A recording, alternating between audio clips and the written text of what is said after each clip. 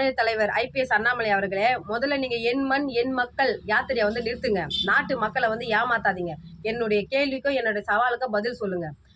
Black மணியா white மணியா மாத்தி அந்த ஒயிட் மணியை வந்து அரசு பணத்திலேயே வந்து ட்ரிபிள் மணியா மாத்துற வித்தையை வந்து பாஜகவுடைய மாநில மகளிர் அணி மாலினி ஜெயச்சந்திரன் அவர்களை வச்சு பாஜக இந்த வித்தியை செய்யறதை நாங்கள் கண்டுபிடிச்சிட்டோம்.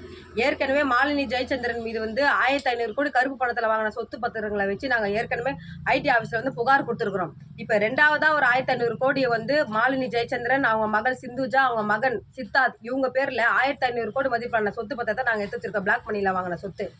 உங்களுக்கு உண்மையா நீங்க IPS படிச்சிருந்தா, உண்மையா உங்களுக்கு IPS மூளை இருந்தா, உண்மையா உங்களுக்கு IPS படிச்சதுக்கான திறமை இருந்தா, உங்களுக்கு தில்லு திராணி இருந்தா, நீங்க உங்களுக்கு டைம் தர 7 நாட்களுக்குள்ள அந்த 1500 கோடி மதிப்பிலான சொத்து பத்திரத்துங்களோட கண்டுபிடிச்சி நீங்க நாட்டு மக்களுக்கு நீங்க சொல்லுங்க.